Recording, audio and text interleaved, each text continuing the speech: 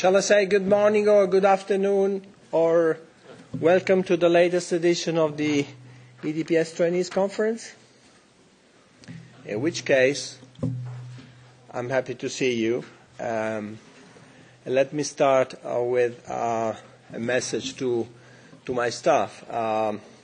This is, let's say, the last one of a fruitful experience, and anytime for each of these conferences we have a group of young genius, and they select a topical issue which should be in some way related to privacy and data protection. And of course I have to thank them once again for their effectiveness and proactivity, and also hard work. But this year, it's a special thank, since we are approaching, in 2 days, St. Valentine's Day. And therefore, I think they have touched a peak in terms of creativity, because the title of today's discussion is, as you know, Love at First Swipe. And therefore, this turns on the question what happens to your personal data when you are looking for love online. So you may say, but why Giovanni Buttarelli is dealing with it? Because he doesn't have any practical experience with dating apps. I will never reveal sensitive data. And I will not tell you if I am or not in the minority. Which minority? Because we have learned in the last few days that 3 out of 10 young people, and you may say you are not anymore young, but 3 out of people, 10 people using the apps, using online data apps, enter into such a platform. And therefore, I think this is a phenomenon growing exponentially, and there are also other very interesting info to be shared with you. So apparently, this is a sad Monday, because the longest day of the week is Thursday. It seems that everybody on Thursday is looking for love. And we have learned that people spend, particularly on Thursday, 27 minutes and 32 seconds as an average on dating apps. Then there are, let's say, people doing more or less, but that's the average. So to become now serious for a second, in our digital world, dating apps algorithms are increasingly seen as better matchmakers than fate or serendipity. And therefore these algorithms feed on your data, particularly your, as usual, photo, name and age, location, movement, other data points, certain more or less sensitive preferences towards your partner, and some message you would like to send or receive from your alleged perfect match. And therefore, there are some answers you give in response to personality tests. In few cases, endless personality tests. Questions which you might be asked to answer if you are using OkCupid, for instance, one of the most popular dating apps, and we selected 3 questions to share with you. Are carbohydrates something you think about? Is climate change real? And finally, do you believe in dinosaurs? So that's the area of the swipe. And therefore, with a mere simple and discrete movement of a finger, you inform a machine whether you find someone attractive or not. And every swipe, right or left, every chat you open and then you close again, feeds more and more and more data to the algorithms and teaches them on how to better predict your behavior. And the rationale behind this is the more you share, the more precise your match will be, the faster you will find the love. But this is really true. Shouldn't we expect the online matchmaking industry to soon go out of business? Why then do we continue to see a tremendous growth in both users and revenue? I guess you will have a chance to debate this paradox during particularly your second panel today. So dating apps are about sharing personal information and increasingly, typically intimate data. So one question could be, well, what does the law say about this, or particularly in the EU? And we start with the reference to the Charter of Fundamental Rights, which, as you know, guarantees everyone not only a right to private life, but separately a new fundamental right to the protection of personal data. So it means that all companies, organizations, and public institutions that process personal data have to respect fully these rights. And the dating app remembers your every virtual encounter, successful or not, long after you have forgotten it or moved on. And some of the apps explicitly promise to keep it for a very long time, even indefinitely, in case you rethink in a later stage and you realize years after, months after, that he or she was your perfect match. So we understand that such a practice may run contrary to certain core data protection principles, particularly those on data minimization and storage limitation. And we have the impression that some of these dating apps also have an unclear, a very complicated privacy policy, and also with regard to the terms of use. And some of them make very difficult to understand to an average user what the app will do with his or her own data. And some of these apps state that they will share your data with unspecified third parties for, again, poorly specified purposes. And therefore, that's good food for discussion. We have some principles to be further analyzed: purpose limitation, transparency, lawfulness. So this debate is taking place not only 2 days before the St. Valentine's Day, but 101 days before the big day for privacy advocates, day one for the GDPR, the General Data Protection Regulation, midnight in between 24th and 25th of May this year. And therefore, here you will find in such an ambitious piece of legislation an entirely new set of detailed rules to modernize the existing legal framework on the processing of personal data. And this new chapter in the European Union history on data protection will be relevant for everybody in the world offering goods and services in the EU or profiling people in the EU. So all dating apps, let's say, relating to someone in Ontario, South America, or Asia will be, in any event, where offering goods and services in the EU, as it is the case, subject to the EU law.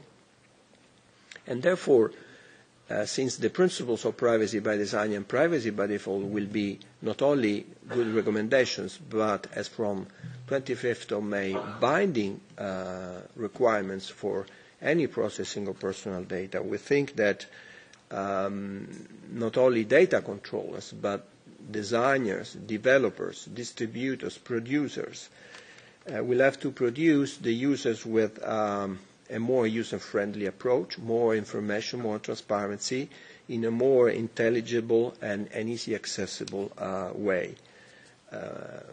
with regard to everything they do in terms of collection, processing of personal data, how they use the data and with whom the data are, let's say, shared.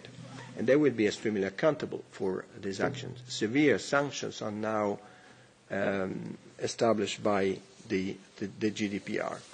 And each of you, when surfing, when using the apps, will have an entirely new generation of rights in terms of information, access to the data, or the right to object, and even data portability in case you believe that the platform against another one is more successful in identifying the perfect match. So I think we properly identified this issue before the full implementation of the GDPR, since the novelty is really approaching. We see big challenges in terms of particularly law enforcement.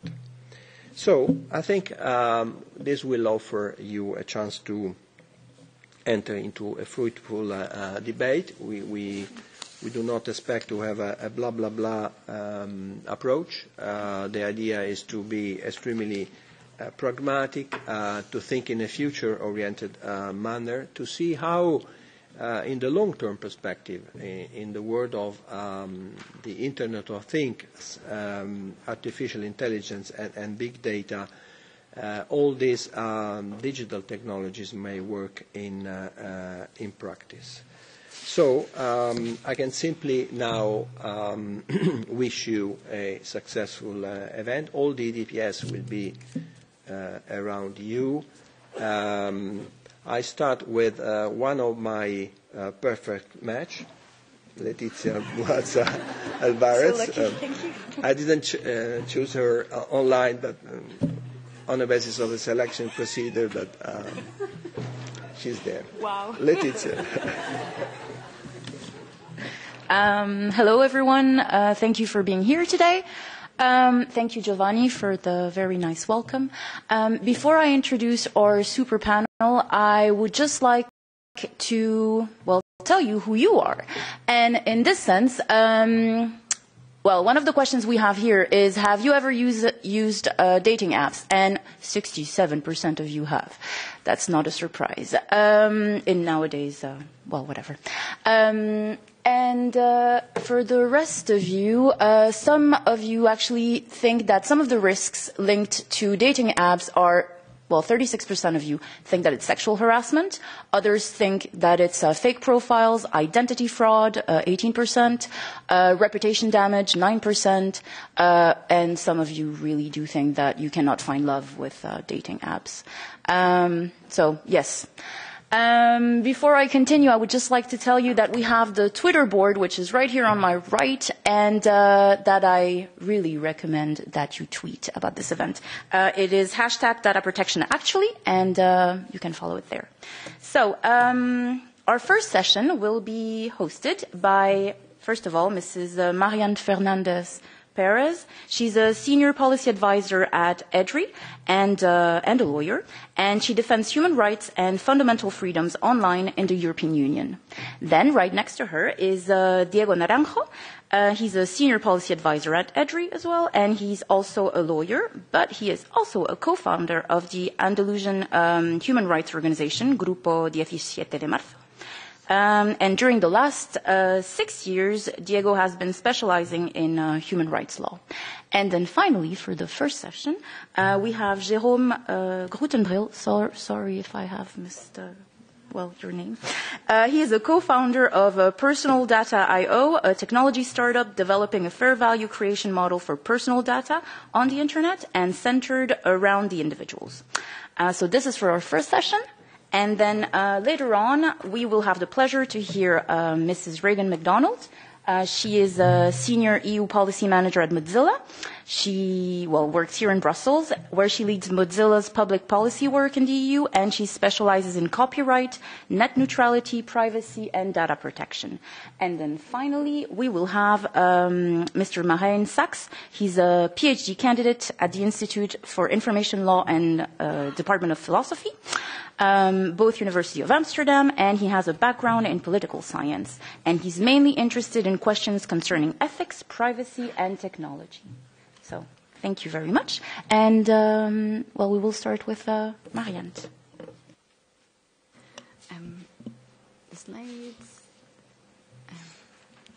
Well, in the meantime, so my name is Marianne. I work for European Digital Rights, EDRI. Does it work? No. The slides.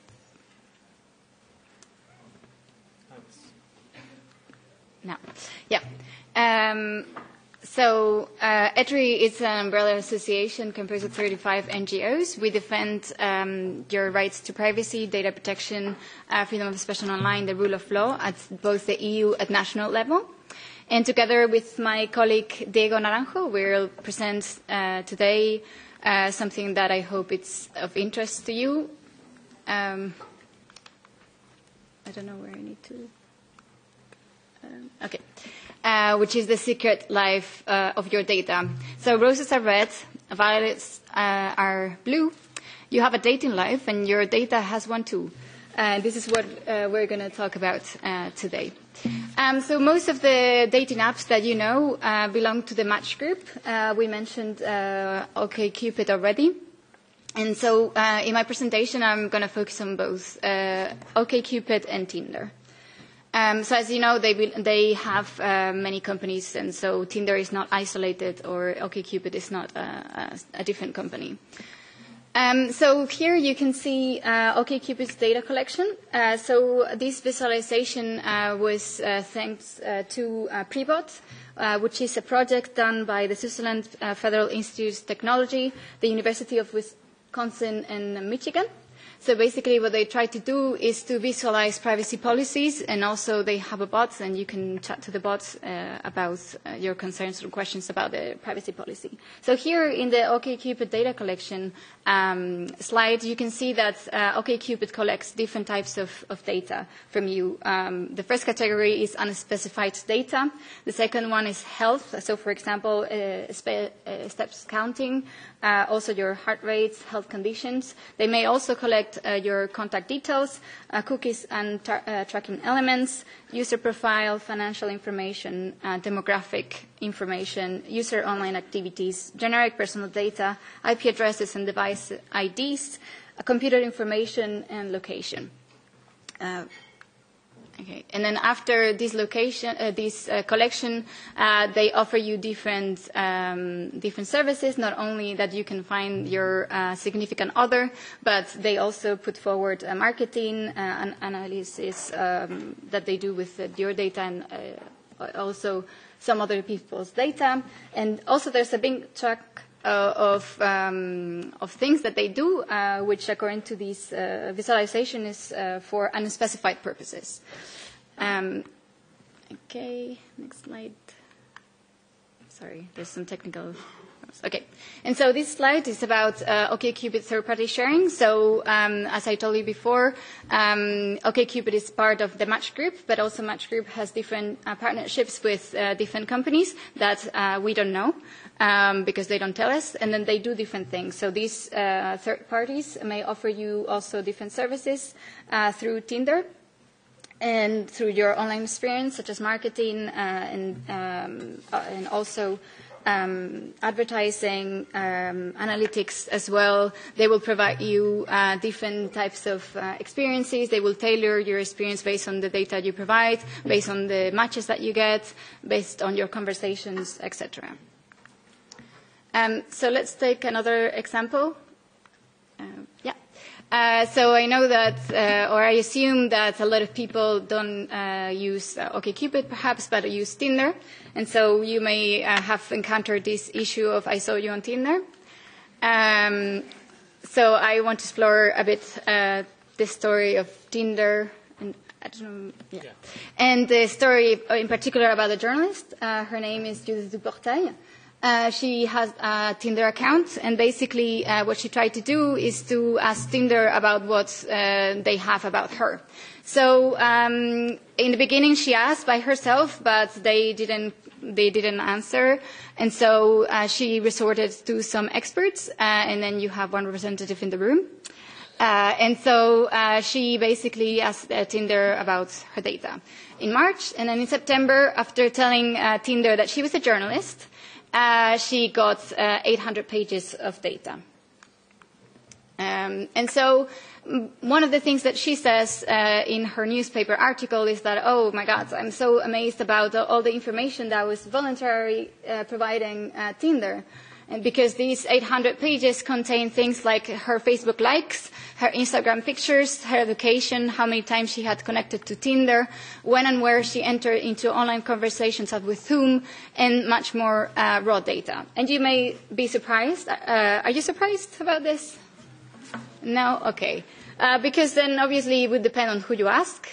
Because if you ask Tinder, they would say, well, Mrs. Duportail actually agreed to several things. If you look at our terms and conditions, our privacy policy and our safety tips page, that Judith agreed that we will monitor her or view any content that she posts.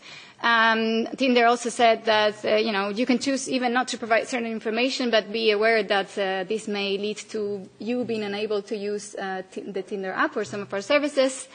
Even if we take steps to secure your information, that doesn't mean that you should expect or that we will promise that your personal information will remain secure all the time. If you had read also those terms, they also say that you grant Tinder worldwide transferable, sub-licensable, royalty-free rights and license to host, store, use, copy, and basically do anything they want with your information, including your Facebook information or what Facebook may have, and basically any information you post there.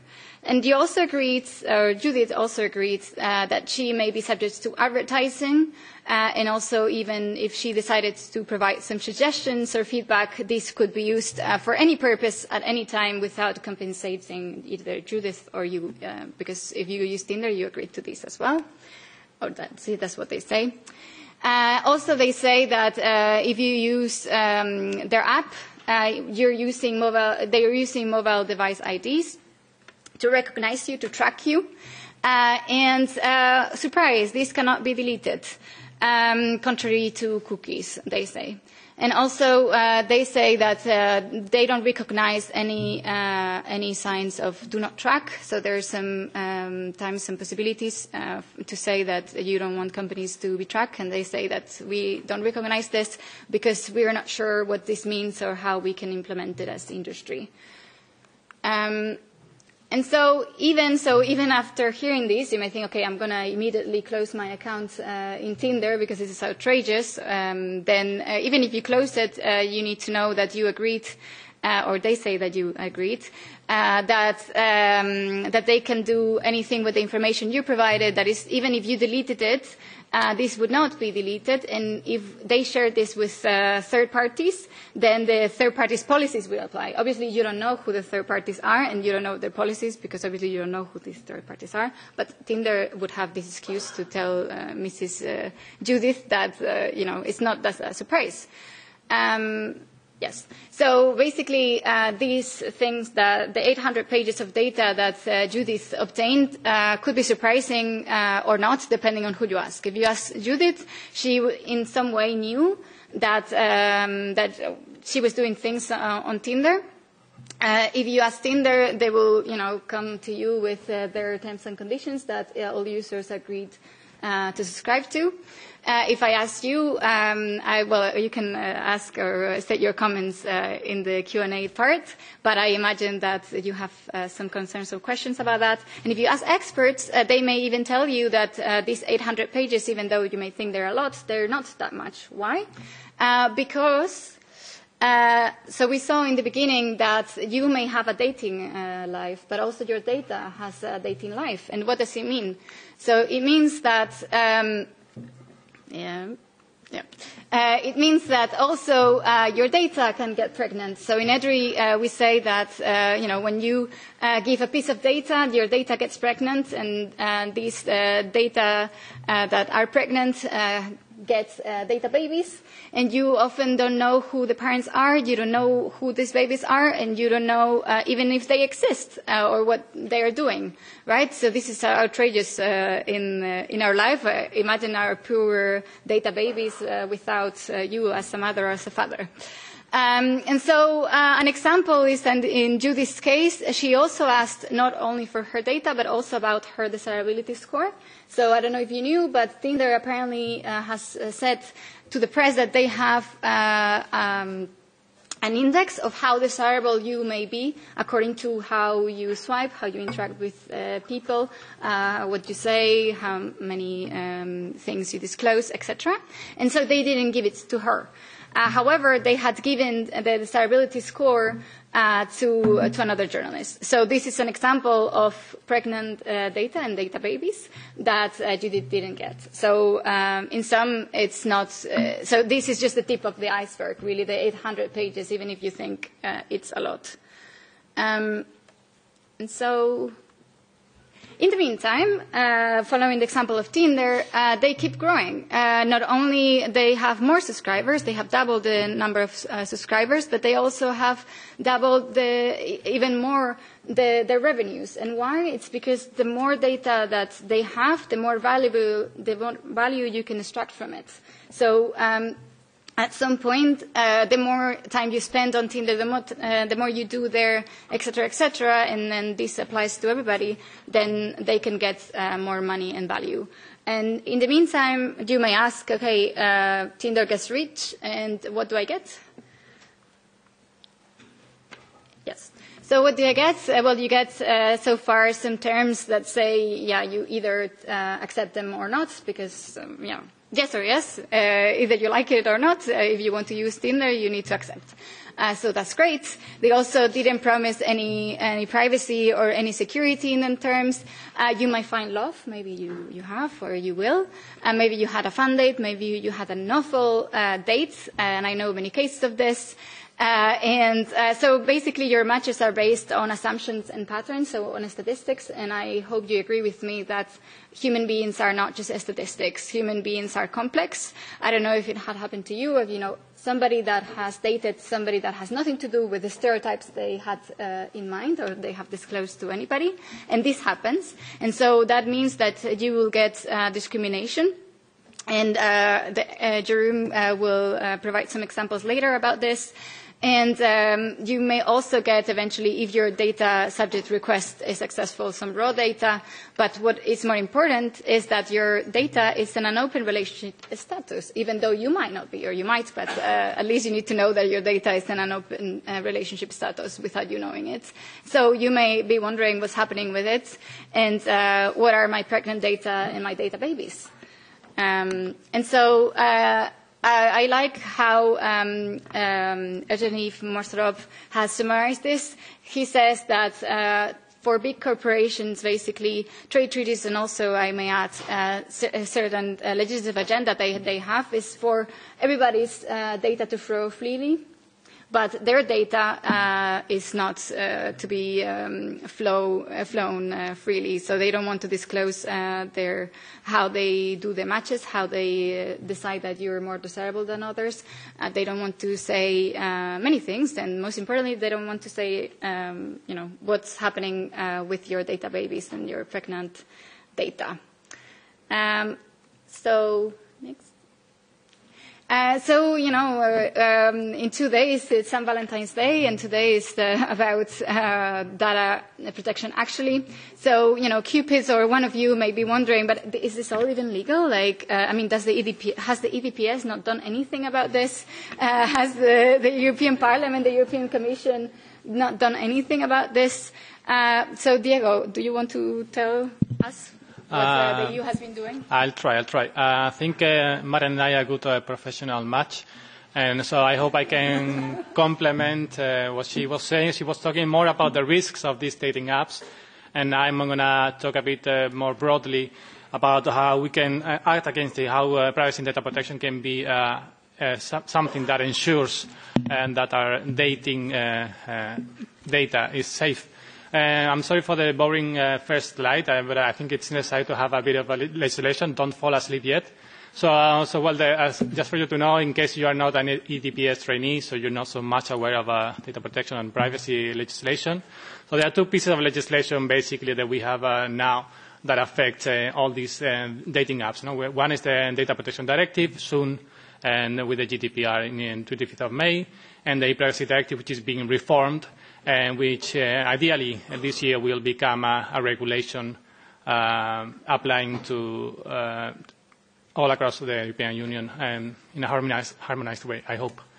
So what I'm going to be talking about, in my daily work, I work with amendments, I talk with legal texts, so we have to be rephrasing every time this and this word. And in the end, what I keep telling online tracking industries like advertisers and people that work for Tinder, all of this, in the end, please just stop tracking me. Please stop abusing my data. It's as simple as that. But of course, in practice, we need to go into the details. So what's happening, especially in the e-privacy discussions, there are three main actors. I'm oversimplifying, of course. So these dating app producers, the online tracking advertisers, they just don't want more regulation. Everyone that hated the GDPR before now is apparently a fan. Say, okay, we have the GDPR, please don't regulate anything else. We already have everything, we need to do business. Some policymakers we see all these trends of big data, data is the new oil, we need more innovation, free flow of data and whatnot. And the European Commission, the section, the DG Connect, which proposed the privacy regulation that said, okay, we really understand the problem that we need to protect privacy because it's a distinct right which is not fully protected yet. And, they in a way, they want the support of the population in order to pass this legislation. And so what is the e-privacy? The e-privacy regulation is going to be, or is already the love partner of the GDPR. One cannot live without the other. And what the e-privacy will specifically do is protect privacy, confidentiality of communications in the electronic communications sector. So this means everything that you use, like emails or when you browse the internet, when you use all these apps. And this will be affected by that. They already went the next one. Perfect. So yes, why do we love e-privacy? Why do we need it? Trust is needed because, both the Eurobarometer on e-privacy and the US report from the NTIA show that around 0.5% of the households or 0.5% of the people that use online services stop using them or refrain themselves from using some of them because they have privacy or security concerns. And there are new actors which were not covered by the directive, like the so-called over-the-top services, so applications like Skype, WhatsApp, and dating apps, or also Tinder. There are new ways to communicate. We don't use only email anymore. We use other ways. And, we want to also focus on all sorts of tracking methods. You might have heard talking about the e-privacy directive as the cookie directive. So we want to avoid that. We want to block all sorts of tracking, regardless of the technology that is being used. So in the end, we go back to the basics. Just stop tracking me, respect my personal data, don't watch all the time, and with whom I date and what I'm doing with others. And I think awareness is the first step, but we also need to spread the word and protect others by letting know what's going on with their data, but also have a strong legislation that protects us all first. So thanks.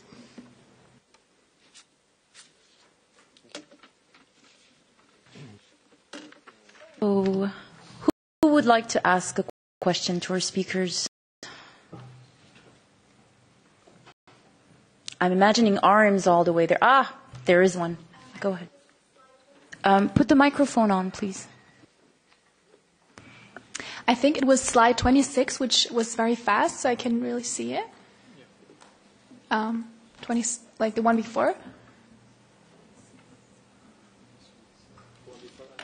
Oh yeah, that's cool. Thank you.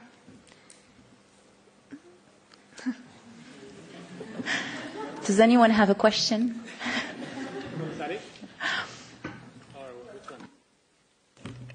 Is it on? Okay. Just a quick comment, because when Marian mentioned the request to Tinder from the journalist who then got back 800 pages, this reminded me of a case that was actually fairly known a few years ago when Max Schrems asked Facebook to receive a report of his data, and I think he got roughly 1,200 pages.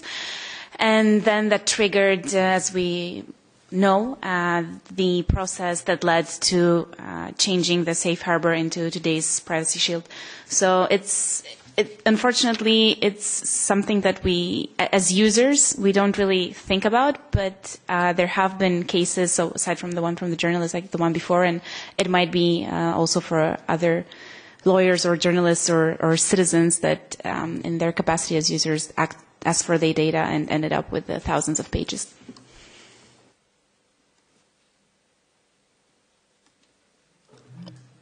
Thank you. Yes.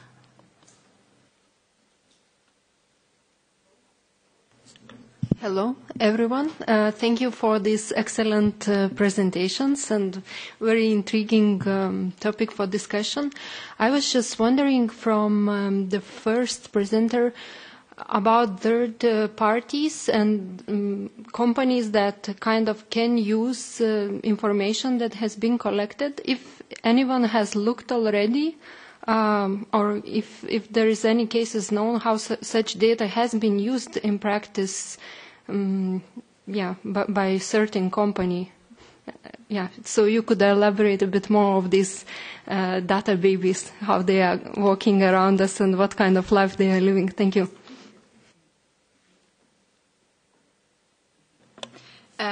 Yes. The thing is that in principle you might not necessarily know because they don't tell you which third parties is, so it's a bit speculative to say that they will use things. If you pay attention to the extracts from their terms and conditions, you can see that they say we may use this, we may do this, we may monitor you, we may do so in the end it's very difficult to know exactly. There are several cases where you can see what could be done, but I think that Jerome is going to touch on this, and I know because he shared his slides, so I think with his examples he will reply to your question. So. One usage, for example, is Procter & Gamble. Apparently Gillette, so a brand of P&G, knows whether users of Tinder have a bird or not because Tinder told them. And so they have, that's an article I read. I haven't cross-checked. I don't know how that happened. But so that's the kind of thing that they could do, is just have some AI running on your picture, identify some treats like you have a bird or not, and whether a product might be interesting to you. That's simple, not so evil type of usage, but still it's the start of other things I will highlight in my presentation. So that's a good introduction.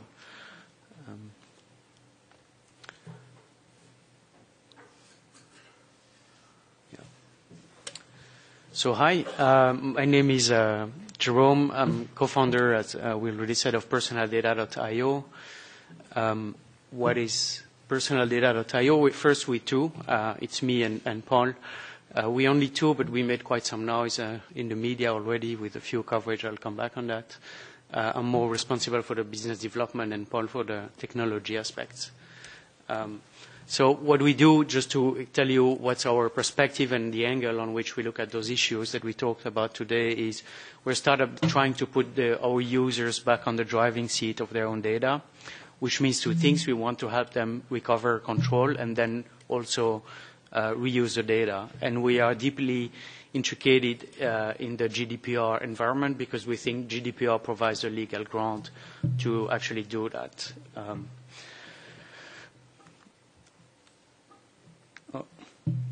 Okay. So we do that because, GDPR is coming and will bring new rights to people and reinforce considerably the existing rights of people, but we think it's too complex for random people to go through those procedures. The problem is that companies still keep it very tough for people to reclaim their data or ask any questions like the one Miriam raised. And so for normal people, it's just impossible and unrealistic that a large usage happens of GDPR rights without help. So we thought, let's create some technology on that side so people can use technology agents / lawyers, cheap lawyers, to do that work for them. And data is obviously the source for many different things in the future, so it's very important that people get control over that. So one of the things we do as part of our mission is work with journalists a lot. We were involved in some stories about Cambridge Analytica. I don't know if you heard about them, but it's a company doing targeted marketing at the service of political campaigns like Trump or Brexit. And a more recent one was the story that Miriam was mentioning, is we worked with that journalist to recover the data from her Tinder account.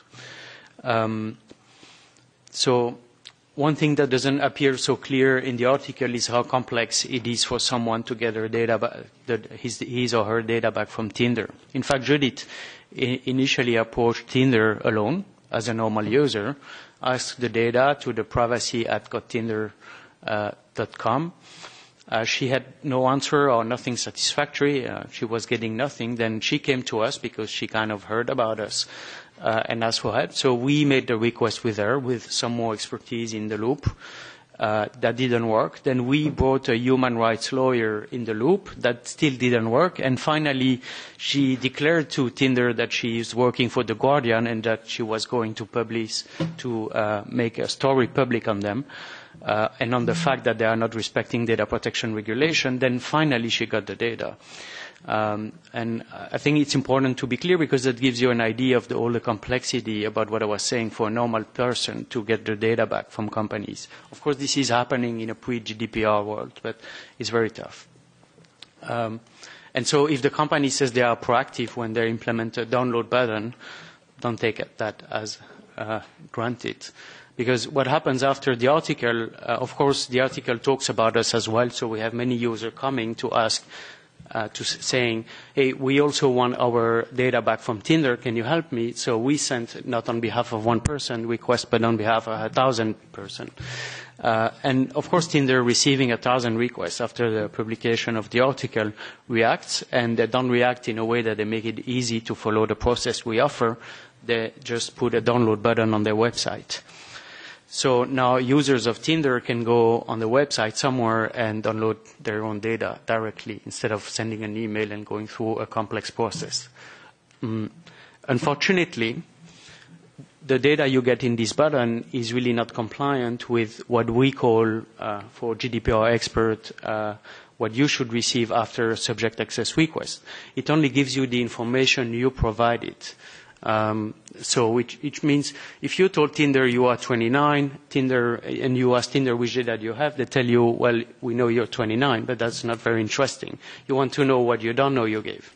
The pregnant data that Miriam was talking about. And of course, this was not included, as Miriam said, in the 800 pages. So what's missing, just to cut the long story short, no profiling information, the ELO score, so the desirability score that Miriam talked about, no information on whether they get data from the users from other sources than the one you know. So they could totally buy data on you from third-party data provider. We wouldn't know it through that download button. We don't know to whom they give the data they have. So I was talking about P&G, Gillette, a brand. How do they make the matching advertising based on what? I think people should have the right to know. And so at best, for people who know a bit about the technicality, this download button is at best answering what they should provide, I think, for portability request, which is the information you gave to them, but nothing about subject access request. So it's very tough to, I think, for a download button to be a right answer to a subject access request process. So we have 7,000 users, and we have sent in total, I think, 2,000 requests, and I'd like to give you some perspective on that. It's very tough. It's very iterative it's not just you send an email and then they ask 3 questions and then you get your data back. It's about iteration and persistence. I think it's still unfair the amount of energy that people have to put to get something out of those requests. The answers are extremely generic. In fact, many times you find answers like, go back to the privacy policy to get your answers. But then you get to situations and sentences like Miriam was saying about the privacy policy says you may do this, you may do that, but actually you don't know if they do or they don't do those things. I think the data, can we go back? One second. The data provided by users is really, as I was saying, not what they should give as an answer to subject access request. There are questions about data download features. I understand the need for companies to industrialize the process of answering those requests because they are otherwise very costly to be answered. But then it has to be done in a way that first it answers fully those requests, and also people should not have to go to 1,000 download button in their life to understand what's going on about their personal data. I think there should be a one-stop shop approach like ours or others allowed in that ecosystem. And so they should open those download buttons maybe to APIs or stuff like that. And it's, of course, very difficult for US-based companies without GDPR. The extraterritorial reach that the EDPS was mentioning will be very useful because then we can finally get a real grip on Tinder. Because the reality with Tinder is that they did that out of goodwill in a way because they had there was no strong legal requirement for them to be obliged to give the data in the current legislation. GDPR will make that much clearer. So, yeah, I mean, one thing I think to add on that is I think a mistake most companies do in answering those requests. We have sent 2,000 requests and we're talking with many companies. And I think the typical mistake that all of them are doing is that they think subject access requests and GDPR related stuff are a compliance issue. And I think really it should be seen as a customer service issue. And so somehow the ownership is wrong in the companies. I think I would rather see the GDPR topic being handled with a budget from marketing than a budget from compliance. Because I think if you think about a world where data will be highly controlled by individuals who are related to that data, it should be totally normal for a company to give access to data to his or her customer. They should see that as a customer service rather than as a legal requirement, I think. But that's more long-term mistake. Also, another issue is no benchmark. So companies, everyone is looking at each other at the moment. In fact, in the advertising industry, I was hearing that they send subject access requests to each other to see how they answer. And because there's no benchmark, nobody really wants to push it forward or to make the mistake first. And there is also, of course, very little jurisprudence in this matter.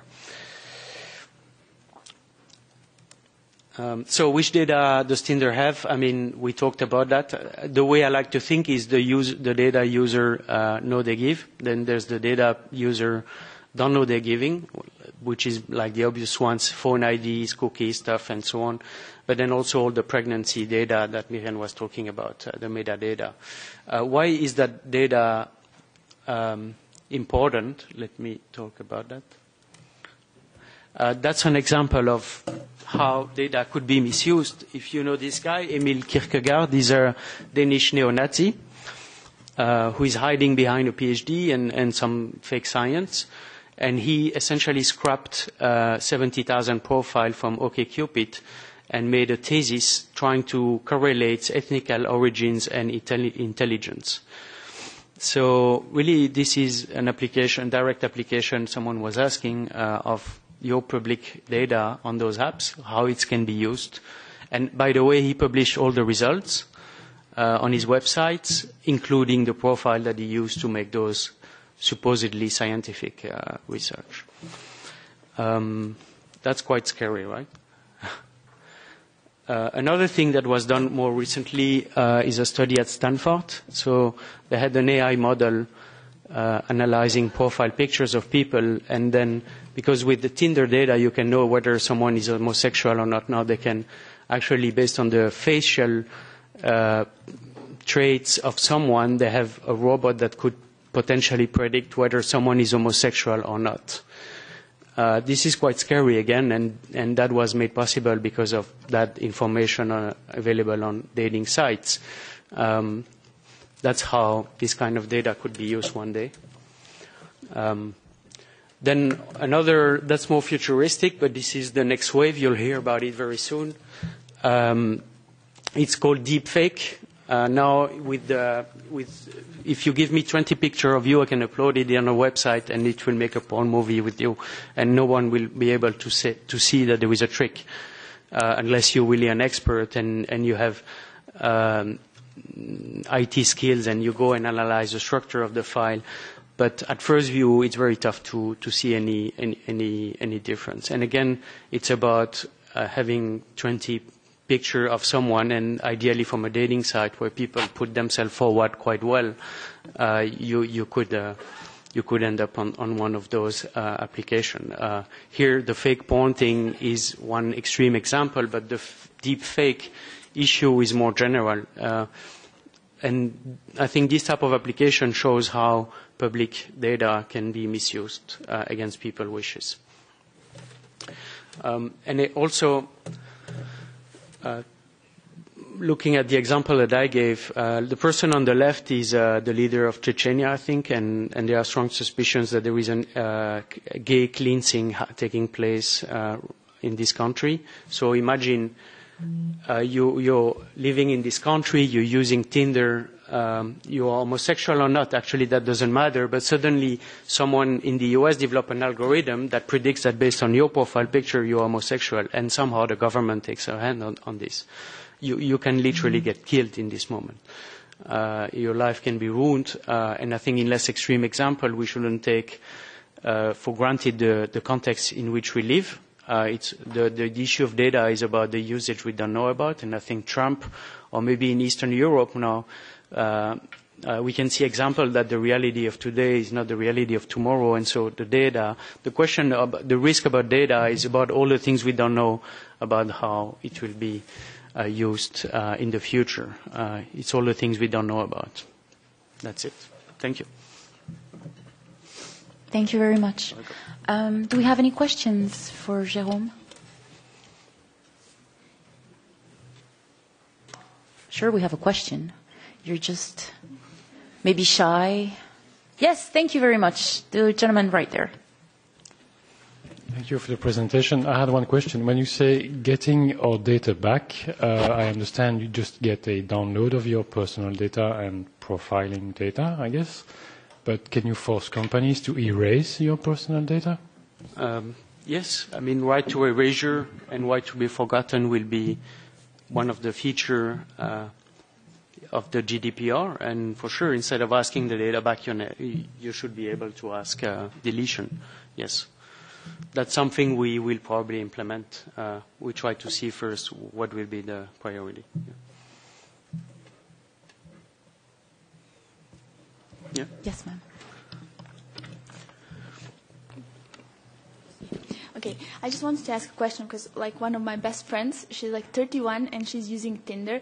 And like a few weeks ago, it was funny because we were laughing. She got like on Facebook. It's not. She doesn't have that she's single. Like she's not using Facebook that much. Of course, she's using Tinder. So a few weeks ago, she started receiving these ads on Facebook about preserving her eggs. Like how come that? Could it be that like those data could be used? Like she's 31, she's single, so Tinder, like Facebook, using that kind of information to put those kind of ads? Isn't it crazy? Because we were laughing. I mean, it was funny, but now when I see these examples, I mean, could it be like that? Is GDPR going to prevent those kind of things? Yes, it could be. The problem is we don't know if Tinder is sharing pieces of data. But for sure, you are typically you log in on Tinder from your Facebook account. So Facebook knows you're using Tinder, and then they match that with some data they have on you, maybe your age, maybe some conversations, maybe she said something to a friend that she's worried about on that topic, or something that an algorithm thought that's the correlation, and now she will be receiving this type of ads forever, unless she says something else. Maybe she has to correct that in the algorithm. Yes. Whether GDPR will correct that? Yeah. In theory, yes, but then it's all about applications. You have the right normally to ask those questions to a company and expect a relevant answer. But it's a tough game so far. Maybe you want to share your experience. Yeah. You want to turn it off? Oh. Thanks. So yeah, I think it also will depend how the privacy will work. Also, we're going to have these exceptions, like or these legal grounds to process data, like a legitimate interest, or are we going to allow further processing for other purposes? Then we might end up with a situation with your data, anyways, going to be abused by others. If on the contrary, we avoid this, we have a good protections, and e-privacy fully applies when we're talking about telecommunications data, then you're going to be more protected. So the answer is, I hope, yes, but we'll see when the e-privacy regulation is adopted and is enforced.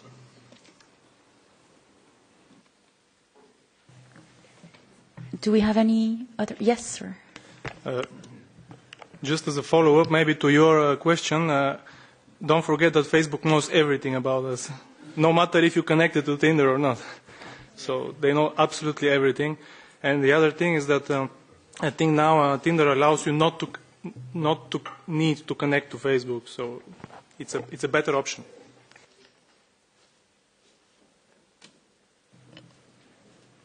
Yes, Robert. I have a question. I mean, the idea is that personal data is collected by dating apps in order to improve the quality of the proposed matches. So I imagine that there's not someone at Tinder doing this evaluation, but that there's automated decision-making involved that will suggest me the next 10 profiles, for instance. And I would like to know if you think that the obligations on automated decision-making of the GDPR will allow me at some point to get an explanation why some certain persons are suggested. Yes. That's typically the piece of the regulation we would use to get these answers to those kind of questions.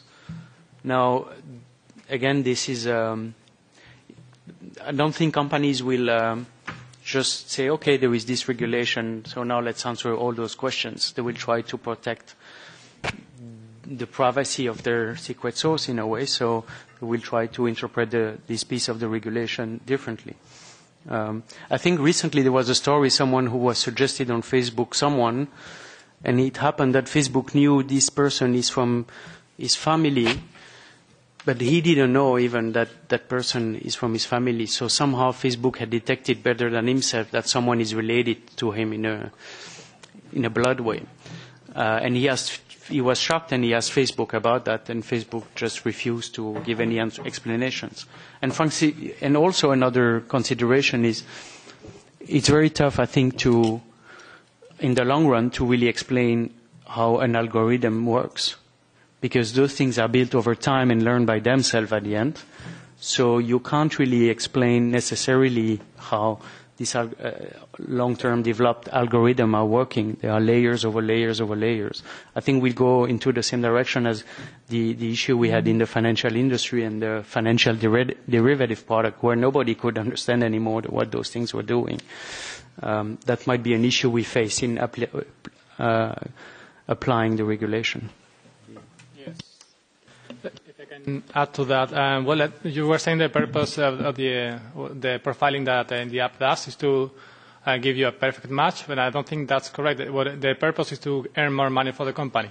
So the company is going to do everything they can to avoid giving you more rights or to stop doing what they do, because that's how they make lots of money, through especially via advertising, of course. And the deterrent now is going to be the high fines of the GDPR. but also I'm sorry for going back again for e-privacy. I'm a bit obsessed, but it's going to be about having a strong regulation in force that will block all of this. So I'm sorry to see, but it's that we are in a crucial moment where we need to push this to make it happen in this year. Otherwise, maybe the response will be different next year. Well, thank you very much for this eye-opening session. And before we move to the second session, Mr. Buttarelli would like to say a few words.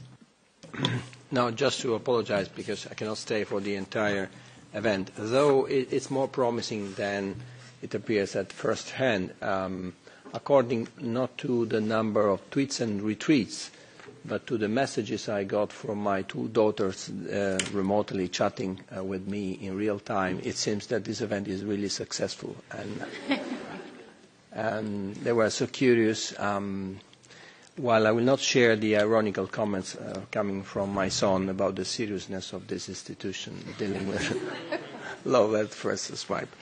I would like to apologize with the next two speakers and with all of you, but we already arranged to, let's say, be of an help. So my good colleague Wojciech Białorowski will be with you for the second part of this event. I want to simply come back to one point concerning, in between seriousness and less serious comments, about the GDPR. As confronted with some of the contractual clauses we have been looking within some slides. The GDPR does not provide for any grace period. The GDPR is already into force since May 2016, so the so-called grace period will expire on May 24. And then all companies, as I said, offering goods and services remotely, even outside the EU, should, let's say, revise their contractual clauses. So for those using these and other apps, have a look to, let's say, the new terms of use and conditions you will receive, and look to, let's say, around practices aiming at circumventing the new principles, particularly on retention periods, on sharing of data with third parties. And therefore, to make a soft comment, for those of you interested to continue using these apps and having different choices in terms of perfect match, you have a right to not only, let's say, access and amend the data relating to you as person, but also the data relating to your alleged perfect match. So you may delete previous choices. You may look for something else because of the wide notion of personal information, which relates to any information concerning an identified or identifiable individual, not necessarily directly related to you. So your choice is one of the information relating to you. So you have a lot of options concerning your own information and concerning your preferences. But make use of the new generation of data subject rights, and don't say, including about the ads, don't say, I understand, I accept, okay, because that's the good moment for a substantive change. So I wish you all the best, and I leave you in good hands.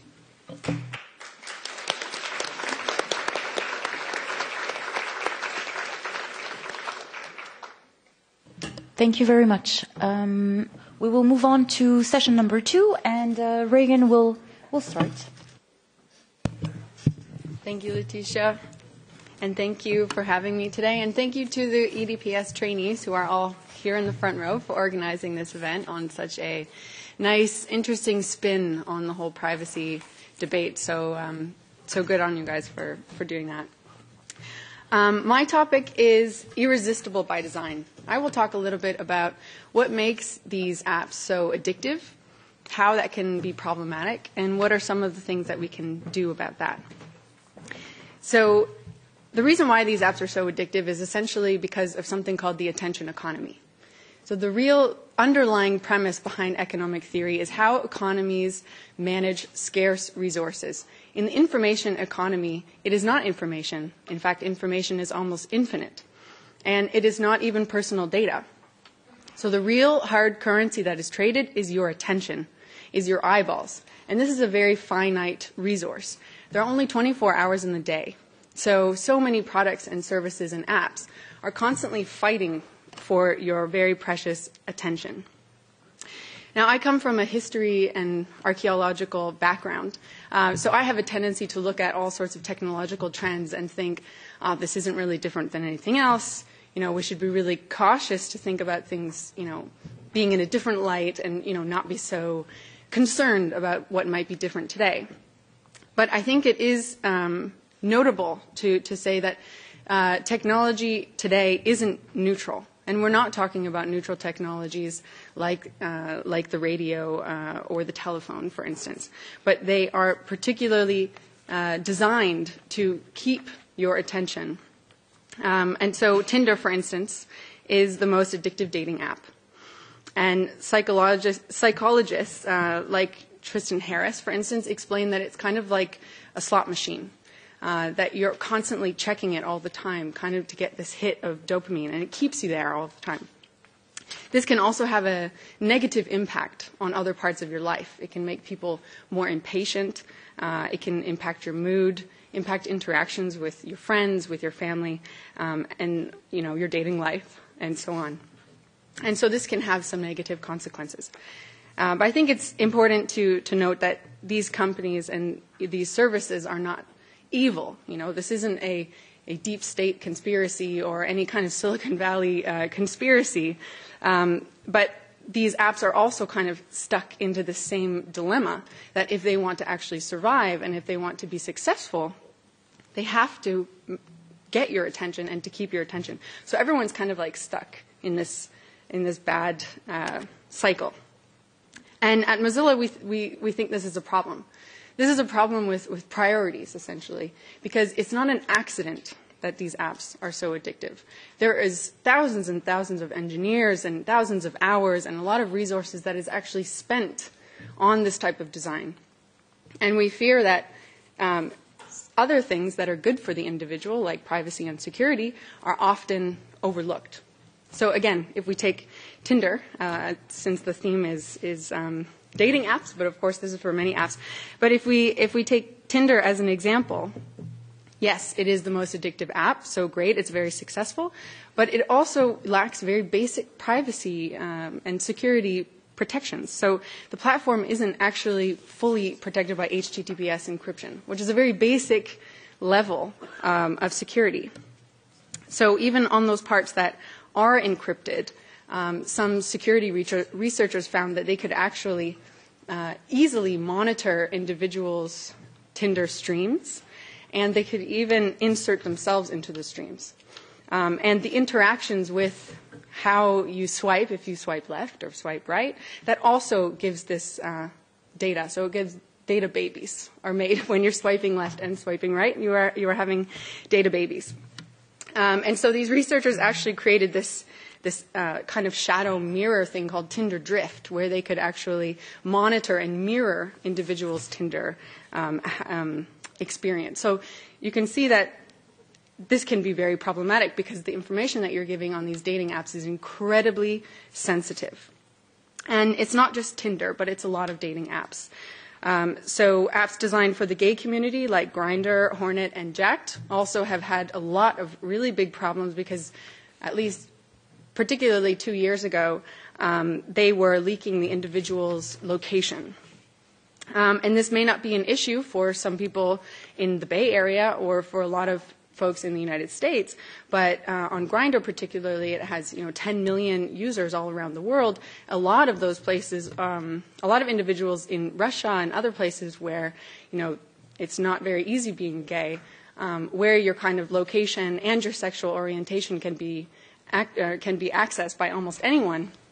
this actually puts people in pretty serious danger. So those kinds of issues for the well-being of the individual are very important to consider.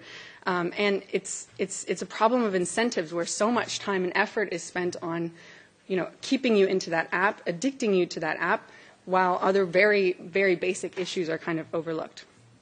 So for our part at Mozilla, our motto is what's good for the user is good for the business. That's how we like to think about when we build products or product features. And as a browser maker, the Firefox web browser, we really want to empower the individual. That's why we call the browser the user agent. So we want to empower them to make their own decisions about where to go, about where to spend their time, about how to understand what data is being collected and have control over that data. And that's how we build Firefox. And it also is what dictates our data collection practices. So we have a team of data scientists that ensure that our data collection practices are kind of in line with this balance between allowing users to participate in our data collection efforts, to understand what data is being collected, and have control over that collection. And we have principles that guide that type of data collection around necessity, transparency, accountability, and privacy. And so practically that means if you are a Firefox engineer, you can't just run a program and collect data because it would be cool to measure something. But we have these principles and actually quite a rigorous set of questions that you have to think about in terms of, do you need to collect this data? Is it possible to collect less, et cetera, et cetera. We're also constantly thinking about innovation, about human-centered design. So we have this open innovation toolkit, which is a community-sourced set of best practices and methods that incorporate human-centered design into open-source product development processes. So this is basically tools and tips that can be applied for innovators. It doesn't have to be just for open-source technologies, but to actually think about the individual and think about what you want to design and what problem you're trying to solve. Making money is one goal, and that's great, and there's nothing wrong with that. But if we want to build technology to serve people and to serve a particular problem, you need to design things with empathy and to design with that problem-solving goal in mind.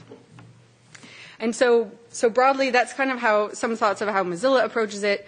We would obviously like to see these principles of human-centered design become more common.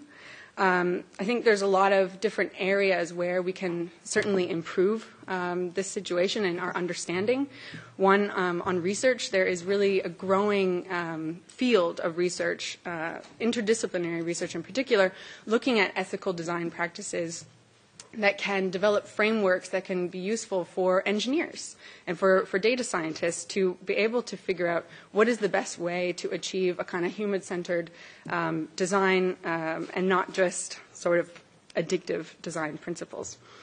Literacy, I think, is a really important thing. Everyone talks about digital literacy. This is, a really, really important aspect. I think in schools it's especially important. We talk a lot about the kind of basic literacy of, building websites and learning how to code. This is important, but also even teaching people about what the information society is and what makes it tick.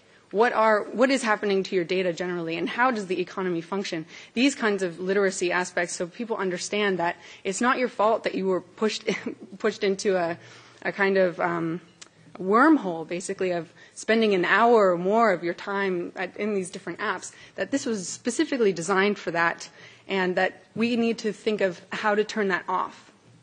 The internet was invented when I was in primary school, and I remember we had all of these classes where our teachers would teach us how to connect to the internet, what are the things that we can do. And I think in schools today we should be teaching kids how to disconnect, and that it's okay to turn off your devices, and that, in fact, you should probably think about doing that every once in a while. So that's the kind of literacy efforts. Better corporate practices, obviously, we have to do better. Silicon Valley has to do way, way better at thinking about what are the different value propositions apart from, being the most addictive app or making the most money. Do we want technology to serve us, and how can we do that? And I think the incentive structure is really important, right? Because if you leave it to companies to, be ethical, then you might not get very far. And this is where I think the government role, and this is where I will conclude, the government role can be useful. So we've talked a lot about the GDPR, the incoming e-privacy regulation. This can reduce or change the incentive structure and put the individual at the center of what companies have to consider. So with the GDPR, there are things like privacy by design. Privacy by design means that you have to think of privacy and data protection from the beginning of the cycle of a product, from the design all the way to the end. It's not just a stupid feature that you tack on at the end or hide into, page 18 of your terms of service. You are really genuinely thinking about this, and you have to think about the individual and the protection of their personal data. And I think that, and if you don't, you're risking a pretty high fine, up to 4% of your overall turnover. So that can change the incentive pretty quickly. And I think these are things that can really help us to altogether design technology and design applications that can connect us to people that we might love, but do so in an ethical way that is actually serves us and doesn't undermine our interests. So thanks. I'll leave it there for discussion. Thank you very much. So before we take questions, we will first listen to Marijn, and questions will come after.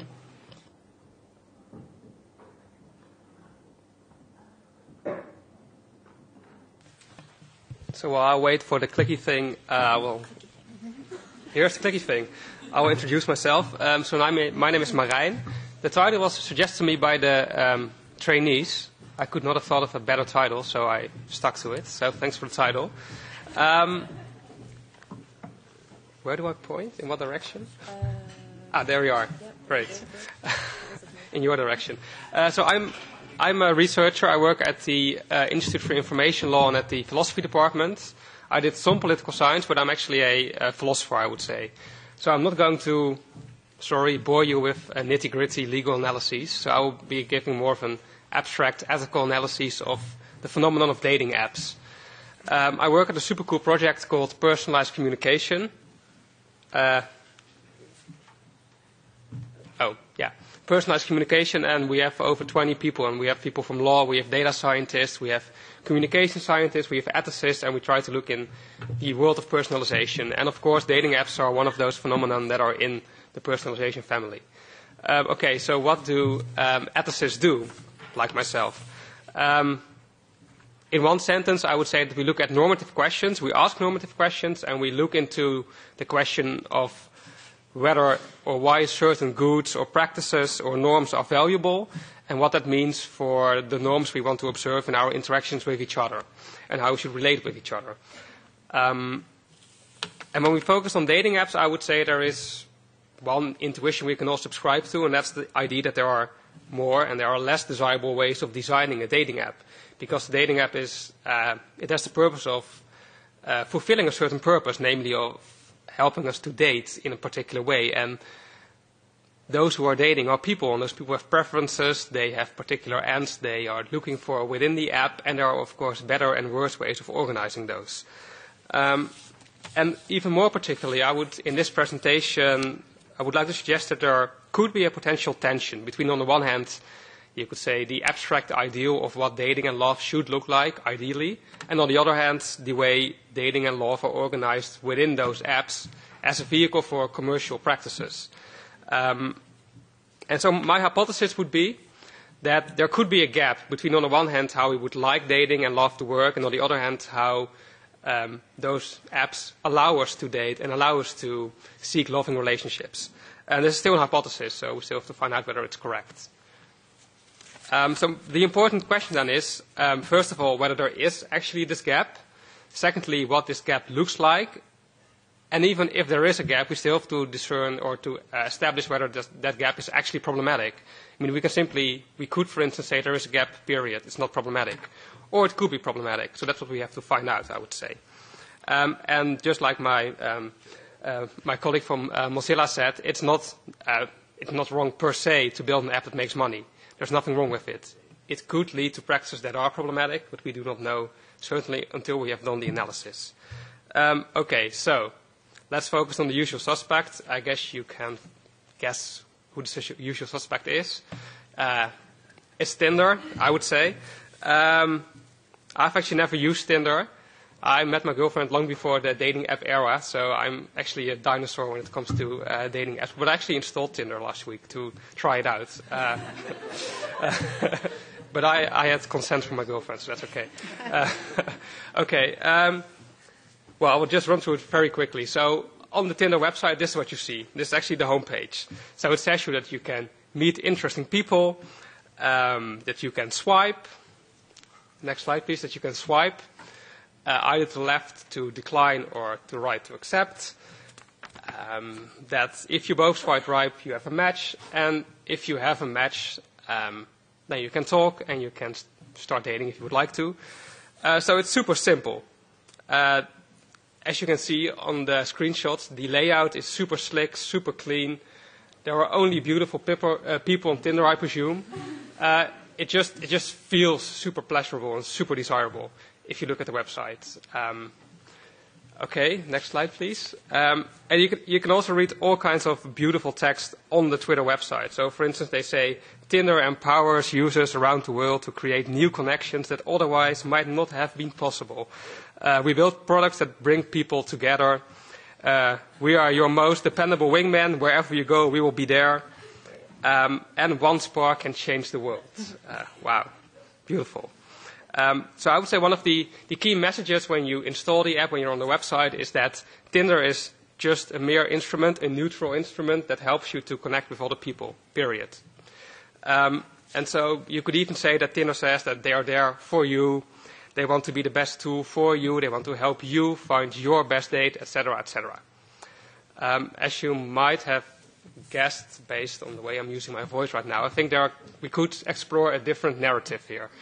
And that's the narrative that if we look at the norms that are judged, at the norms that are used to judge, to find out what counts as being the best match, as being the best app design, but ultimately it's simply Tinder's bottom line. And that's why you would also, I would say it's perfectly reasonable to say that they are looking for products that actually make you addicted to them, that grab your attention, because it simply serves their bottom line.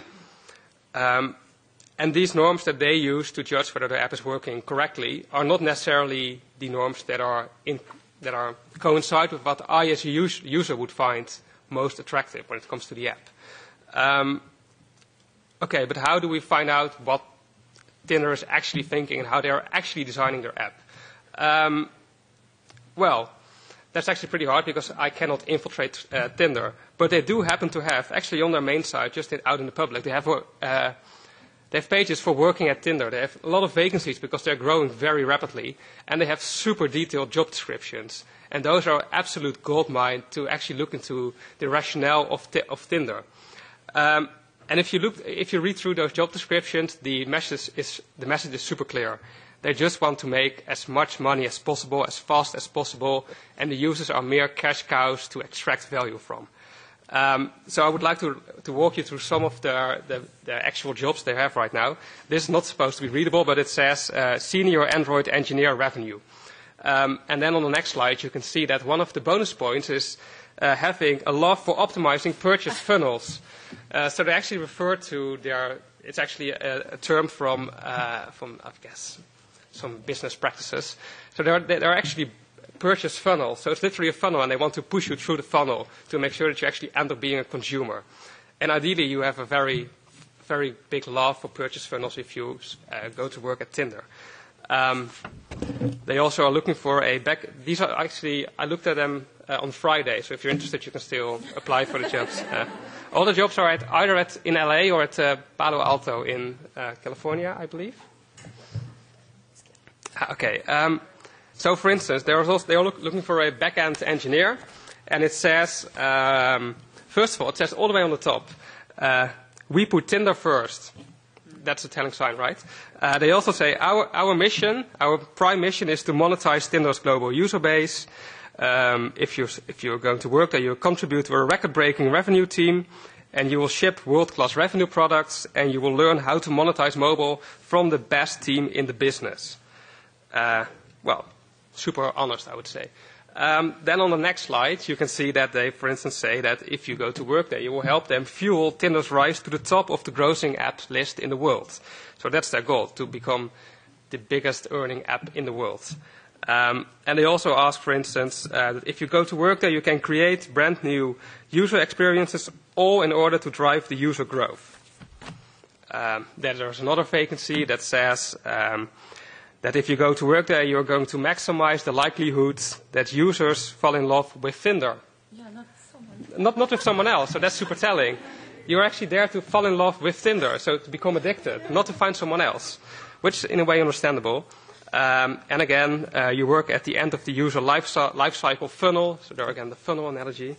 There's another one that says that you are there to derive insights and improve the product, its iterations, super business talk. You're there to explore and exploit approaches such as the multi-armed bandit problem, which some of you might know, and I will come back to in a minute. Next slide, please. So all of this is, in a way, very clear. They're there to make money, and that's not necessarily wrong. They can make money, but now the question I would like to look into for the last, say, 5 minutes is whether the way they actually try to pursue those goals leads to particular practices that are problematic. And I think the way to do that is to look in the way how the business model actually informs the actual design of the app. And I think that there are some tendencies there that might be labeled problematic. A few slides back, please. Yeah, that one. So, for instance, when I installed the app, and I'd never used it before, the first thing that I noticed when using it for like a week is that on every page and on every screen on the app, they are constantly telling me that I am at a disadvantage when I'm using the app. So I'm at a disadvantage because other people can purchase a plus subscription, and that gives them basically pay-to-win buttons. So there are super likes, and you get one super like a day, and if you've used your super like, you get an actual Candy Crush. It looks like a Candy Crush screen that tells you that your power-up is revitalizing itself and can be used in another day. But you can also buy additional power-ups. There are also skip the line buttons that allow you to skip the line and get higher. Apparently, despite your desirability score, you get higher up in the rankings. So those are actual pay-to-win buttons in a dating app, which I found fascinating. And of course, the constant idea is that the buttons are present in the interface, and you could use them if you were buying access to them. So they, on the one hand, try to get you to buy the use of those buttons, and on the other hand, they are telling you others are using these buttons, so you're at a disadvantage here. So get on top of your game. And this is basically the engineering of FOMO, the engineering of the fear of missing out. It's constantly telling you you're missing out. There are matches out there, and people are actually spending money to get those matches. And also super interesting is that they have a tiered subscription model. So there's Tinder Plus, which are indicated with €1 sign, because I think it costs about €12 a month. But there's also Tinder Gold, which is €30 a month. And Tinder Plus allows you to do particular things, like seeing information that people who do not have Plus cannot see. But then if you buy Gold, you can basically counteract people with Tinder Plus from seeing that information again. So this is quite literally a regressus ad infinitum, a regression to the bottom. So I guess in some time we will see Tinder Diamond or Tinder Platinum that then allows you to counteract the features of the Gold subscription members. And again, the idea is here that you have to basically get ahead of the pack and make sure that you get the matches that others do not get. Okay, next slide, please. So these are some screenshots from my very short time on on Tinder. And on the bottom again, it tells you get matches faster, increase your chances, stand out with super likes. So it's constantly telling me that I'm missing out and I could do better if I pay the subscription fee. And then on the next slide, you see that I actually anonymized it. That's super nice for me. So I put red squares around some buttons that I cannot actually use. I can only use them if I pay for the subscription model, but they are constantly present. So if I want to use a super like, I can use one, and then I get this I would say this is just Candy Crush. So it tells me that I can use it again in about a day unless I pay. Yeah, super weird to my mind. Okay, next slide, please. Another design feature is that when I was using it, I actually found myself thinking, first of all, and this is actually a very well-known phenomenon, ideally, Tinder should be going out of business in like a month, because if they're actually as good as they say they are, everyone is finding the love of his for life, and that's it. So there is, of course, this tension between, on the one hand, them having to keeping us hooked, and on the other hand, providing a service that's useful. But again, I'm not going to suggest that Tinder is deliberately giving us shitty matches, because then we shouldn't use the service. But there is this constant suggestion of them that we should keep exploring. So they refer to the multi-armed bandit problem for their designers, but actually dating itself is a multi-armed bandit problem. So the multi-armed bandit problem asks you to imagine a whole row of slot machines, and they all have a different, they pay different prices, but you do not know which machine pays which prices at which interval. So the logicians or statisticians say you have to pull a lot of levers. So you explore and you find out which one has the best payout. But you're never sure because you don't know the actual algorithm. But the more you explore, the higher are your chances that you can find out which one has the highest payout. But there comes, of course, a point, if you actually want to make money, that you have to exploit the knowledge and start to pull levers of the machines that you think are most profitable. So the question here is, when do you stop exploring and when do you start exploiting? And this is basically dating, I would say. So you could try to date every single person in the world. That would give you quite some information about the range of particular features in the male or female population. But there comes a time where you need to exploit the knowledge and actually get down to dating and get down to business. And in my short stint of using Twitter, I had the sensation that they were heavily emphasizing the exploration. So I was constantly getting push notifications that my chances were at this particular time frame higher because there were a lot of singles getting off work and sitting on the couch, I'm not sure. So they were constantly pushing for exploration. And of course the question is whether that's actually what the users want, whether they want to keep on exploring and keep on being hooked on the app. So there is a tension here. Okay, so coming to a close. When we try to evaluate Tinder, I think it's very important to take notice of the fact that Tinder is operating in a domain or a sphere of life that is not like any other. So we're not just talking about some weird instrument that you can use to hammer a nail into a wall. We're actually talking about the domain of love and of dating. And I would say there's some kind of an existential need. We all, I would say, think that love and dating and intimacy are part of the good life. And that's actually confirmed by the fact that we're all using these apps because we think that we actually need love and intimacy and dating to lead a good life.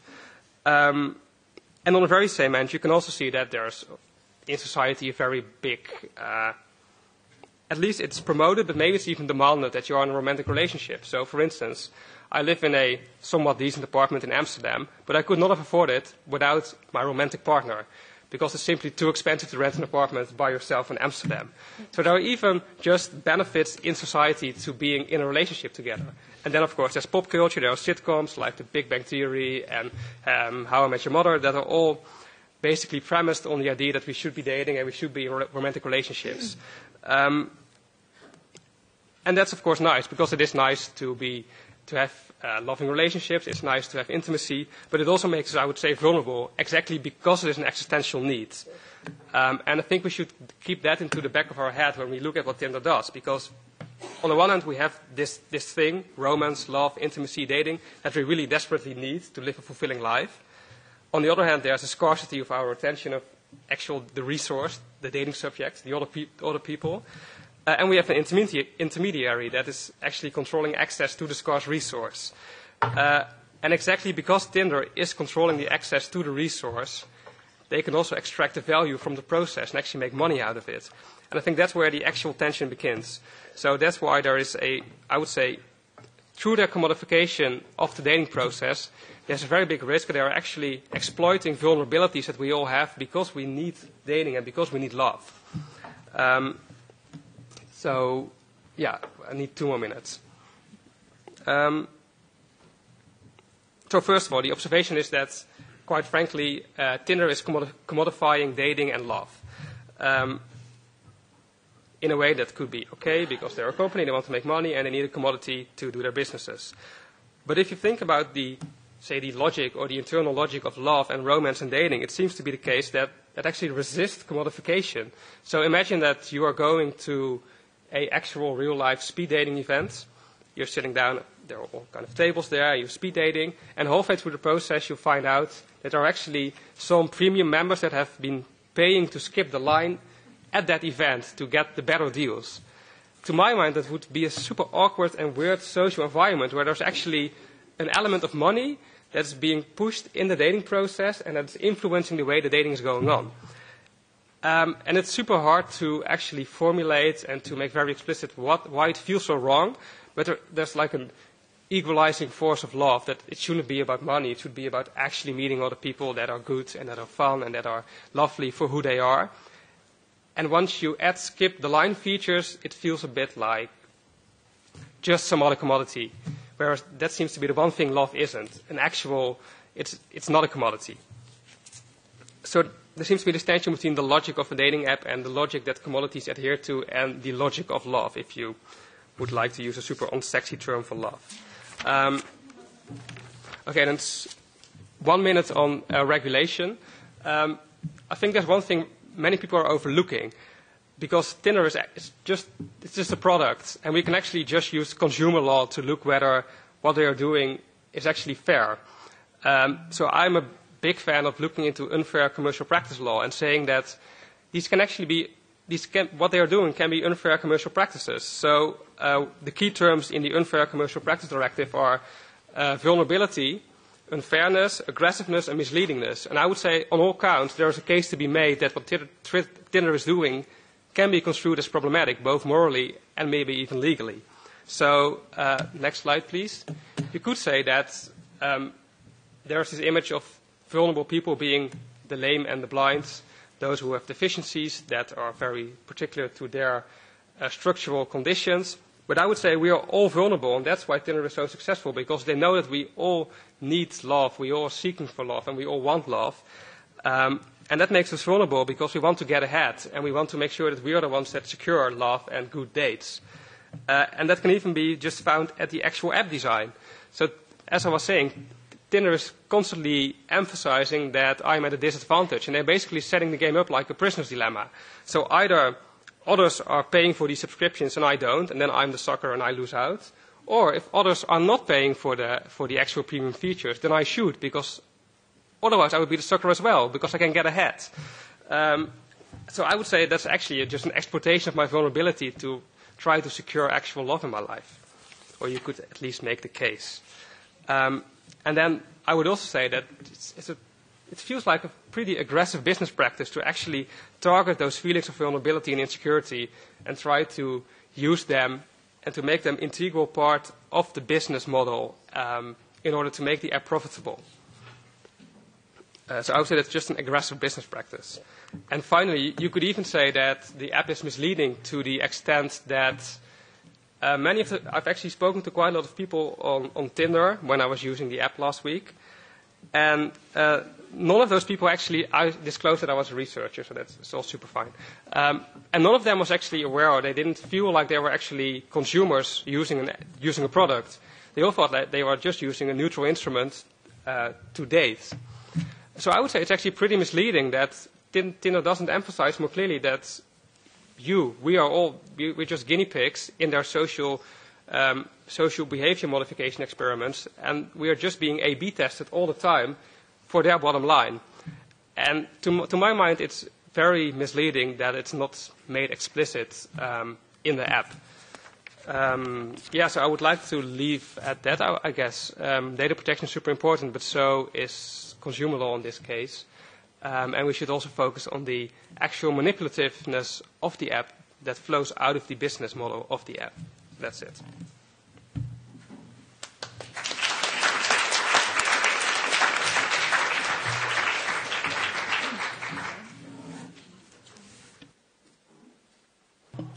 Thank you very much to you both for this very nice session. We can take a few questions. Anyone would like to ask something? Yes, you do. No? Yes, go ahead. I waited to see if there was someone else, just because I asked before. Just a couple of comments. You made very pertinent points during both your presentations, and On the moment when you mentioned the TV shows like How I Met Your Mother and the other one, I couldn't help but thinking of another show, Black Mirror, that maybe some of you are familiar with. And if you saw the last season, then you know that episode on dating on apps. And it's just so surreal when you watch the episode and when you think how far it can go in terms of simulations up to the point where it leads you to the 99% match. But on real life, even today, 2018, we would end up facing those types of simulations when our data makes babies, apparently. And another comment on the digital literacy. In Europe, let's say better said in the European Union, there's this project financed by the European Commission called Better Internet for Kids, on which I'm actually working on. And I used to be a trainee, like you. And we strive a lot to work with a lot of stakeholders, also with schools, with parents, teachers, and young people themselves to raise awareness about what happens to their data, about the content that they're putting up there. Of course, Tinder, I believe it has a minimum age of 18, but there were some discussions of other versions of the app or other similar apps that address younger audience, and then they can do online dating. So, of course, we think again about the GDPR and the age of consent and the fact that some member states will choose 13 and others have the liberty to go up to 16. So it's an open debate. Thank you. Thanks. Peter. Hello. Thanks to both presenters as well. I found very interesting the remark about that basically the goal of why the users use the application is contrary to the goal of the company, meaning that if they do their job and you find a match, you might stop using the app, which means they might not make any money more of you. But I wanted to talk about a separate thing. So if you have these funny situations with these kind of apps that you sometimes find people that you know from real life. And this can have a very interesting impact because, for instance, let's say you go to Tinder, you swipe around and you see a friend that you know, but you know that person is in a relationship. So what is going to happen to you? You're going to be stuck in a moral dilemma. Do I call this person out? Do I talk to that person? What do I do? And yeah, this is another situation which these apps generally bring into our life, which were not present before. I mean, you might have caught somebody in the act, but that's something different. Thanks. Do we have another question/comment? Yes, sir. Thank you, and also thank you for your previous presentation. I have a question which is more regarding the, let's say, dating structure. So in real life, if we think about it, we're actually spending money to date because we go out for drinks, I don't know, we go to the cinema. So if we want to think in actual monetary terms, it's the same exact thing. We're spending money in a process which, in our experience, would bring to, let's say, utility, which is love in the end. I know it's very, very sad to say it like that, but I'm trying to be basic. So when we go into the idea of an app which will solve the multi-arm bandit dilemma, so we can imagine an app which can kind of solve it to give us the wider experience as possible and let us dive directly into the exploiting part. The idea is actually really positive for society because we can expect a 99.9% match. But do you think we can make that, let's say, this is by itself? I don't understand if there's a bias in your presentation on this as a negative by itself, or if the idea of, let's say, an app which solves the multi-arm bandit problem is, in the end, positive. Well, first of all, I would say that spending money in a restaurant or at a cinema is not exactly the same as spending money in an app to skip the line. Because when you say you take your date to a very expensive restaurant, then it's clear to both parties involved that you've already agreed to the date. And if you spend the money, then the other person might have certain preference that's pointing in the direction of liking the fact that you're spending money. But at least it's all very out in the open and clear, whereas in the dating app you are not sure who's skipping the line, who's paying, because when you have a match in Tinder, you're not seeing whether those persons actually had a match with you because they skipped the line or not. So I would say that if you introduce skipping the line mechanics at the heart of the algorithm, it's just super opaque to everyone, and I would say it muddies the waters. And the second question was whether I'm against dating apps at all. I'm actually not against dating apps at all. I don't have any Tinder babies in my surroundings, but some people have. But I do have multiple friends who are in a relationship due to Tinder. All I try to say is that there are these internal logics, internal commercial logics in the apps that might push the exploration part too far, because they keep trying to push you into the exploration. But of course, ideally, if an actual perfect app in a perfect world would work well, it might be the case that at a certain moment the app says, just stop exploring, period. You found the best match that's out there. Statistically speaking, you cannot do any better. But I would say that the internal commercial logics of the app would not actually communicate that, even if they could determine it. So in principle, apps can be super good solvers of multi-armed bandit problems. That's true. And just to add on to that, I think human beings are incredibly complex beings, and there's a lot of complexity in things like love, what is a real match, that kind of stuff. And we have a tendency, and especially, I work at a tech company. I myself am very passionate about what technology can offer us, but I don't think there's always an app for that. I think we have to move away from the idea that an app or a software or some kind of code can fix a very complex problem for us or solve something. Maybe it can help us get closer to what we're looking for. Maybe it can deliver some kind of value or add something that we're looking for, but I don't know if it can really solve that. So there's nothing, I don't have anything against Tinder or OkCupid or any of those platforms. And, like Marlon, I also have even family members that have actually connected on Tinder and that just got married in the summer. So I don't have anything against them, but I think the important thing is we need to separate the fact that it's not necessarily for us and serving us, but we have to be really cognizant of the fact that it is a business. Most often we are using a corporate platform to solve a particular problem, and to keep that in our minds that it's for them and not for us, and we need to use it sparingly and with a lot of healthy skepticism. Thank you.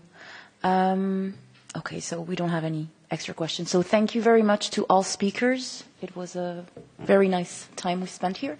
And Wojciech will say a few words. Just a few things at the end.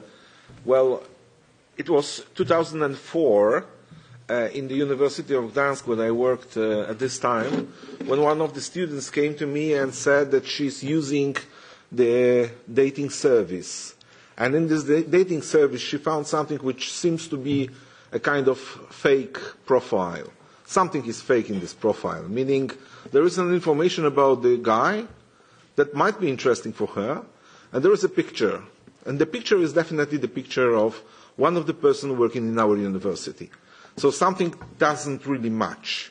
Either the picture is wrong and the information is right, or the information is wrong and the picture is the information is right, the picture is wrong, or both of them are wrong.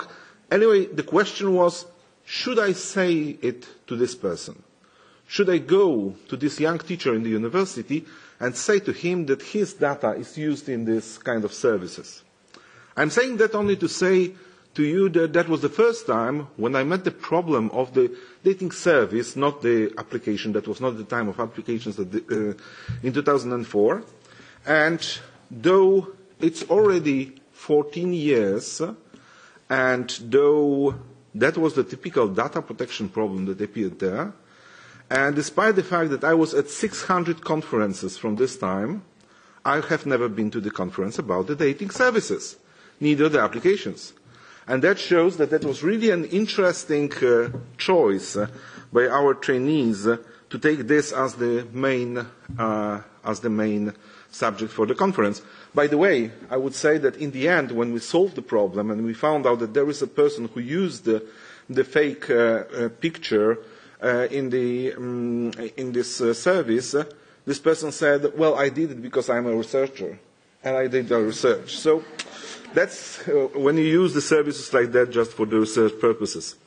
Anyway, we are at the very touchy, very sensitive place where definitely many things are crossing and many problems are crossing. At the same time, they are not new. Well, the homework for everybody of you, go back home and find Fiddler on the Roof. Either the book or the musical, or just find on the YouTube the song Matchmaker. Matchmaker, matchmaker, make me a match. And ask the question, or see the questions that the daughters of Tevye asked the matchmaker. And you will find out that the matchmaker was doing it for financial reasons. She didn't want the village to be really happy. She just wanted to earn the money out of matching the people. So, nothing new under the sun.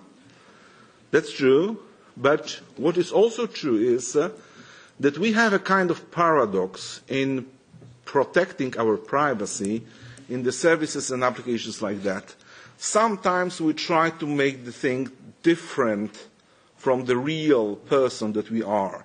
We want to make it better, we want to make it funnier, or we simply want to hide ourselves a little bit. And at the same time, this data is somehow connectable with us. So the information that we put into the service or into the application, if it's wrong, and if it's wrong by purpose because we want to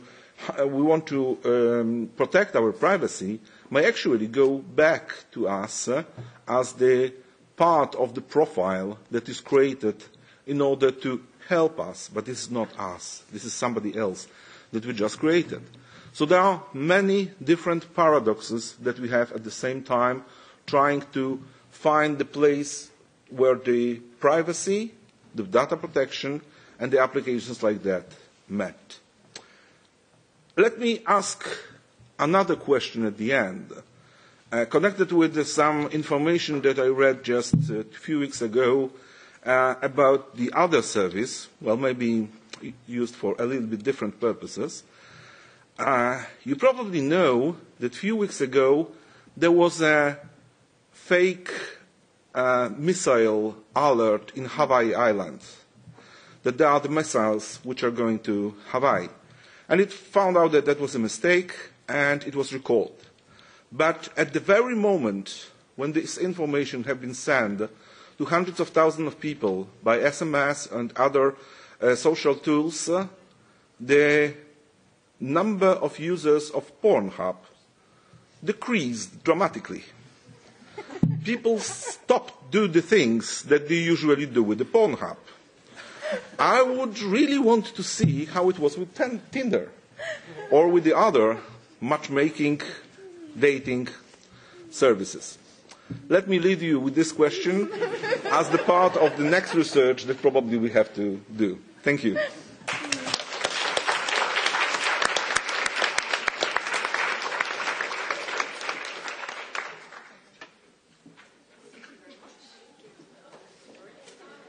So, thank you, everybody. Thank you. I would like to thank also the organizers, and first of all, the organizers, our wonderful trainees. And I would like to welcome you to the next conference they will organize in their future life, and the next conference that our trainees will organize. Thank you.